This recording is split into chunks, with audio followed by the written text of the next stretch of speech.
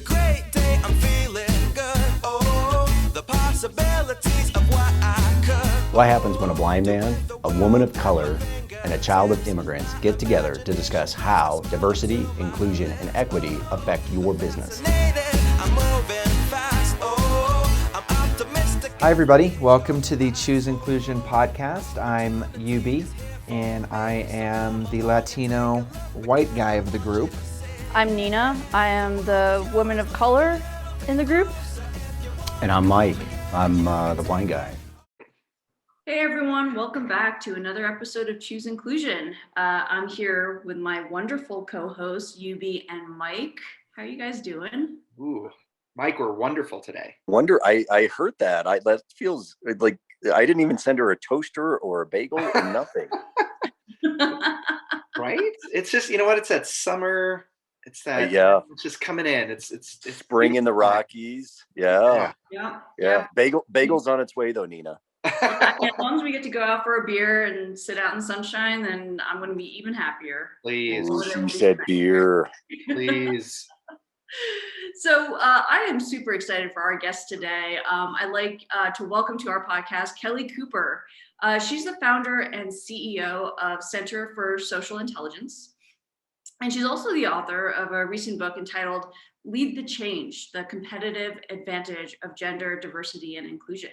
So Kelly, welcome to the podcast. Thank you for having me. I'm excited to be here. So why don't we just start off by telling us a little bit about yourself? Sure. I'm not sure what context you want, personal or professional, but I guess I'll give you a rundown on both. Is that what you want? The whole story. The whole thing story. In 30 minutes. It's going to be a long, quick study. Okay, so I am the youngest of five. I grew up in a traditional family home. Father was a smarty pants. He skipped 2 grades, actuary. So I think I brought that economic brain to this conversation.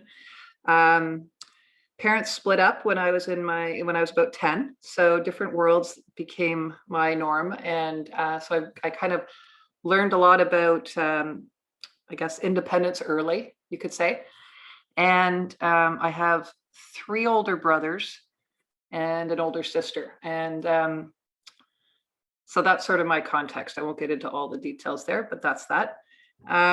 Professionally, I have a environmental science degree from the University of Toronto and carried on to the University of Sussex in England to get an international environment development and policy master's degree, which was great. I've been blessed with an exciting career where I've been able to travel to India and work there for 7 months. Did a lot of backpacking as well. Great appreciation for India. Same with Africa. I did some travel for work and personal backpacking through there as well. This was in my 20s. Carried on with a career with the UN, representing Canada at environment meetings, which was very interesting, and of course gave me that insight to how the world works at that level on the issue of environment and sustainable development. And then after working with the federal government for about 11 years, which I went into in order to, I guess, get that exposure both nationally, domestically, and internationally that I've just spoken about. I also had my kids during that period of time because in Canada, we have a great system there for maternity leave. But after I was in the government for about 11 years, I decided the private sector was really more my speed. I like to get things done. I have a lot of creativity and ideas, and I just wanted to explore that. So I left the government, the cozy confines there, in many ways, and people thought I was nuts. But so I jumped out of there and went in and put out my own sign and decided to do my own startup company. And I've been doing that now for the last 10 years and really haven't looked back. Yeah, the startup life, it's kind of, I think we all did the same thing. And there's something to be said about that, right? And the freedom to that, the freedom to kind of make your own decisions, as opposed to corporate life. And Yeah, I love this community of entrepreneurship, and what's really so from your perspective, what is as a female entrepreneur, what was your experience getting into that by yourself? How would you describe it?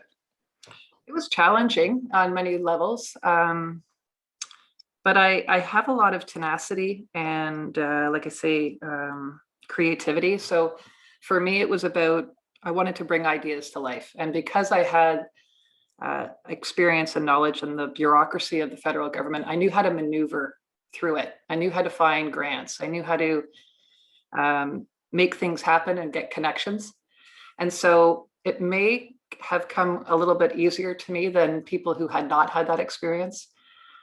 Prior to being in the government, I worked for an engineering consulting firm doing environmental assessments.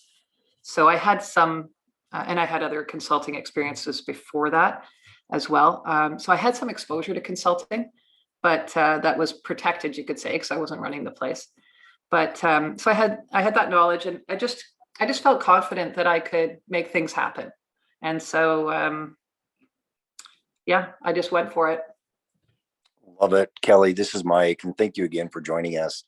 Can you? I'd love to dive in with all of your experience, and you obviously wanted to take your experience and put it into both ink and digital ink with your book.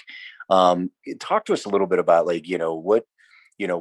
it is that you were inspired to actually, because we all know, we've talked to a lot of authors, and it's a commitment. And it's more than a full-time job to actually get all those thoughts. But what inspired you to kind of get this down on paper with a message that you wanted to share with the world? Well, right now I'm working on a sector-wide initiative to affect culture change in the forest sector, specifically on gender diversity and inclusion. And so with that came bringing together public, private, not-for-profit, Indigenous and academia representatives across the forest sector as a steering committee to help me build a national action plan where we would affect change through data gathering, through fostering an inclusive culture, and through repositioning the sector in terms of how it is communicated out to create an increase of attraction and retention of women to the sector, as well as communicating out to men about how they needed to change their behavior in order to make it more welcoming to underrepresented groups. So that process, that whole project started up in the fall of 2018, 3-year project. It's in the process of wrapping up, and we're looking to continue it into phase 2. Throughout that process, I've been engaging with C-suite, with the executives in the forest sector. Very traditional sector, as you can imagine, very male dominated. Certainly predominantly male and white, right? So the whole conversation of building this national action plan centered around them as the key audience to affect change. And what I was learning throughout all the work I've done before, and as well through this process, was people were not communicating at their level. They were not getting it across. You would say gender diversity, or you'd say diversity inclusion, and they would just shut out, right? And so I thought, I have to write something. Like, to me, there was a real gap there. There was a void in the conversation on how to access the C-suite. And so to me, it was all about, how do I write up the value proposition of gender diversity and inclusion, and then give them a blueprint for how to take action in a very simple way. And so it actually didn't take me long to write the book. Honestly, it took me like 2 months. And I just, I guess it was all in the head, right? It was already rattling around.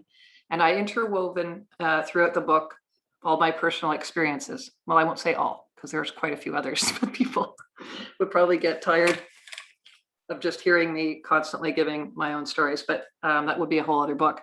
But it just added validity, I guess, to having that personal voice throughout the messaging. But it's been exceptionally well received. I'm very happy about it, because it has been the door opener to the C-suite with a lot of people here in Canada and in the States now, to get them to realize that this is not just a women's issue. This is an everybody's issue. So can you give us a taste of some of the things that we could learn from the book in terms of how do we start talking to executives about DEI strategies?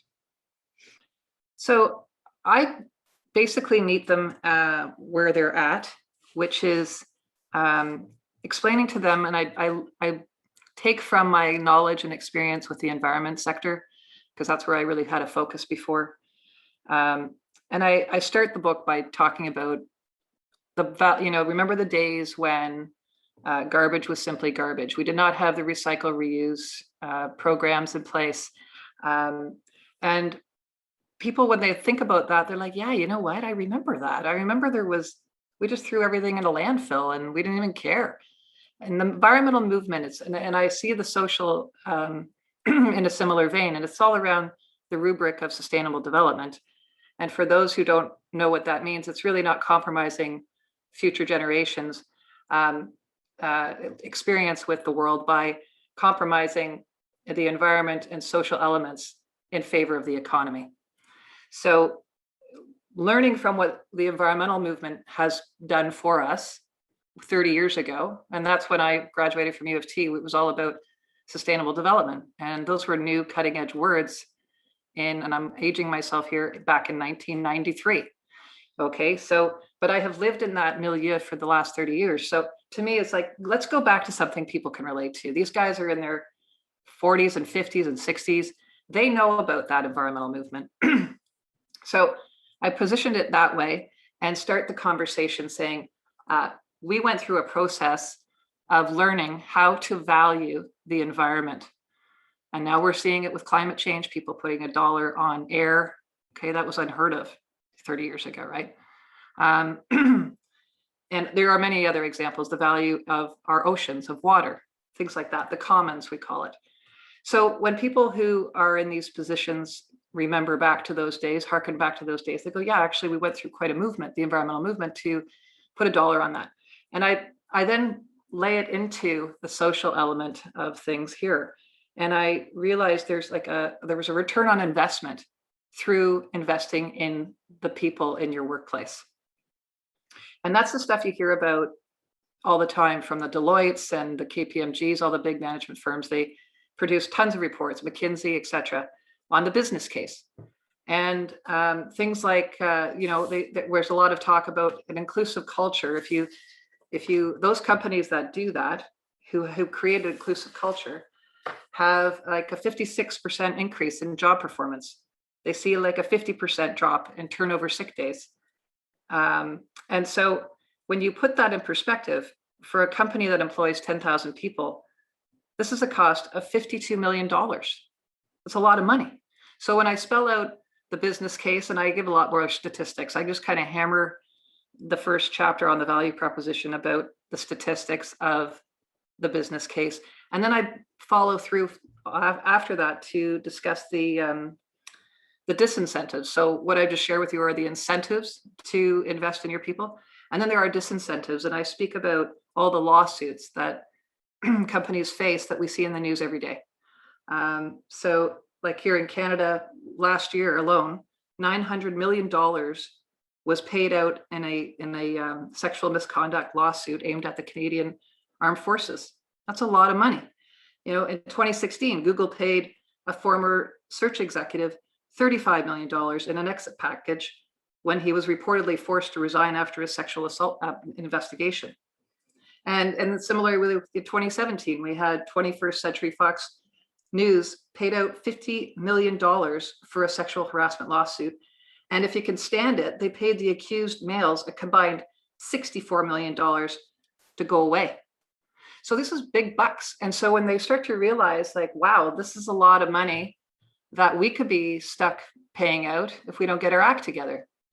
And so that's the beginning, I guess, of the conversation. And then once they've got their heads wrapped around, this is important. This is actually, we're leaving money on the table here potentially. And then they really see the cost of prevention being quite insignificant by comparison.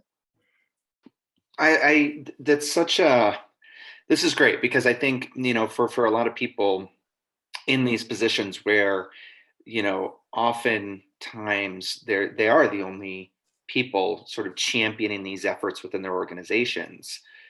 I think we all know that the only way a lot of these initiatives around diversity and inclusion and things like that, the only way they become anywhere near successful is with that leadership buy-in. And so I love that approach. Like there's a friend of ours here in Colorado who has a company called Generationology, and his whole focus is on helping organizations really bridge the gap of conversation between the 5 generations that are in the workforce. And so I love what you're doing, because you're understanding that generational push and pull of executives and applying this technique that they'll get, right? Like that they'll understand. And I think that's important. I think that's a huge tactical thing that people like in our audience can take away is, understanding your audience is so crucial. Has anything changed in the last year, given, post George Floyd's murder, Black Voices Matter, all these conversations about systemic inequalities, the diversity and inclusion really became a priority for executives. Have you seen, what shifts have you seen there? Yes, I have seen shifts, definitely. And because I'm kind of immersed right now in the Forest Sector Project, and that's not to say that's the only sector I work in, but it's the one because it's the sector-wide approach that I'm immersed, like I'm just so ensconced in. I see the changes there, and they're significant. I was actually in a meeting yesterday, and a woman there, she said she had bought my book, and she bought 10 copies for her executive committee, and they're working their way through it as a team. And she said, Kelly, I cannot tell you how much I have heard about gender diversity and inclusion in the halls, because they're in all their meetings. And she said, I just hear about it all the time now. And she said, it is such, and I couldn't believe this. I said, I have to quote you on this. She said, it is such a good time to be a woman in the forest sector right now. And I thought that is an incredible thing to say. So it's not just about women though, but it's about recognizing intersectionality of women. So in my perspective right now, I've seen tremendous shifts happening. That's just one little example. But people are paying attention to this in ways they weren't before. And it's very exciting. It's what gets me up every day. I love it. And I love hearing the true enthusiasm that's coming from you. Like that's what's to me amazing about our podcast and our platform, because like, we don't have to ask you to be passionate. Like this is, it's fun to listen to that, and it's infectious. Kelly, I want to know, like, okay, so, yes, you're really focused on the Forest Service, but we all know, like, this isn't, this crosses private and public. It crosses industries, right? Different verticals. So great, the business case. So talk a little bit more about, like you're saying, like if you work in on the preventative, like it's just so much less expensive. Give our listeners, like, if there's a tip or a trick that they could take away with right now, obviously, buying your book, but give what tip and trick, Kelly, that you can give our listeners right now to kind of like think about this pervasively. Well, if you're a C-suite person listening to this, your leadership is critical, and you have to take this by storm, and that means take it seriously and invest in someone to analyze your data right now and look at your numbers, look at your representation. I'm sure you have that. Every company usually has that, and start asking some difficult questions. Why don't we have more women on our boards? Why don't we have more women or people of color in our executive C-suite? The diversity of thought that comes with that diversity of representation is critical to competitive advantage in the workplace these days. And to not have it is, you can be left behind. Like, that's how powerful it is. So that would be the thing for executives. If you're somebody in an HR VP role, I would say it's the same kind of target, but they have to sell it upstream. Again, make your business case, set up a presentation for your executive committee. And if you don't have data, you bring in data from companies that are your peers, that are your competitors, and you show them. There's lots in my book. I give a lot of case examples of leading companies internationally that are doing this and doing it so successfully. They get a huge return on investment, like over 12%. So you can show them examples, compare it to your data, and show them the money that's being left on the table. That's what I would say for the C-suite. If you're somebody who's at the other end, who's sort of at the front lines of things, it's really about modeling behavior and carrying it forward to your peers and being sort of a check and balance for others' behaviors. Be that person who says, that kind of talk isn't appropriate here, or that's not the way this company operates. We don't allow for that kind of commentary or joke. A lot of things are about jokes, right? You try and nip these things in the bud by being the role model. Yeah, those are a couple of quick tips. Yeah, that's great. I think exactly, because I think some people, on the front lines don't think that they have the power to impact and help drive change. But you're exactly spot on. I think that's great advice. It's like just be better. It'll catch on, Mm-hmm. And be curious about other cultures. Yeah. Like a lot of people don't do a lot of, like, not everyone travels the world, so they don't have that perspective. But people talk about wanting to travel the world and they eat different foods, and it's like, be curious, ask about it. If Ramadan's going on, hey, tell me about that. What does that mean for you? What is that like for you, not eating between sunrise and sunset? That must be kind of challenging. And what can I do to help you through your day? Is there anything I can do? That sort of thing. Yeah, that's great. Because I think people don't realize, and this kind of leads into my final question for you. But with COVID and sort of this shift now to a new normal of work from home or hybrid, it's those, where before there was such a work versus life kind of mentality, right? There wasn't overlap, and now it's kind of the complete opposite. Yeah. How do leaders and how do people take that into consideration when thinking about all of these things? I mean, what in your perspective is, how are things going to change more? Well, it's interesting. There's a lot of statistics out there right now saying that women are bearing the brunt of COVID because they're the ones dealing with the kids at the home front and all the issues surrounding COVID, and a lot of women are pulling out of their jobs completely.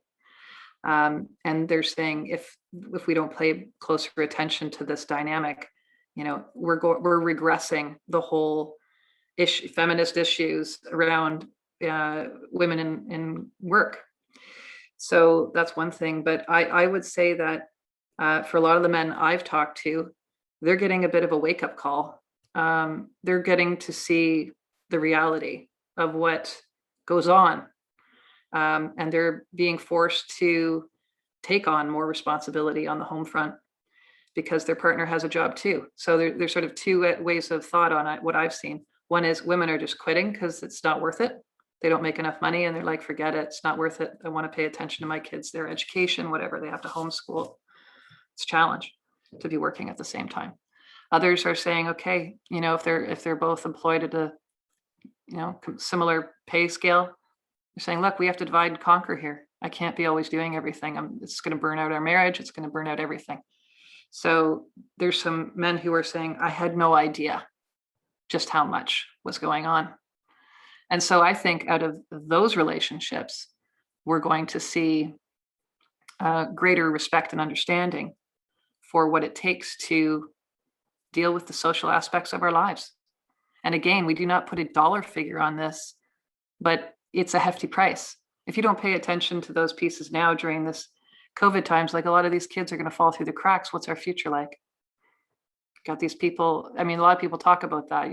Kids who are cutting out of school at high school levels because they just can't do online schooling. This is a big deal. It's been going on for a long time.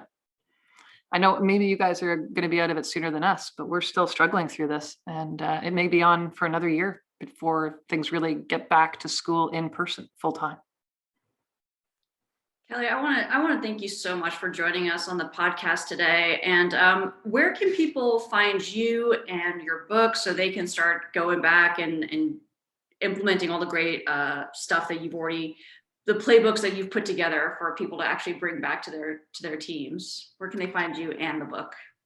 So you can go to www.centre, that's CENTRE, it's the Canadian way, sorry for the confusion. So Centre for, FOR, socialintelligence.ca, all one word. Or you can find me on social media. My book is also available on Amazon. And again, it's called Lead the Change, The Competitive Advantage of Gender Diversity and Inclusion.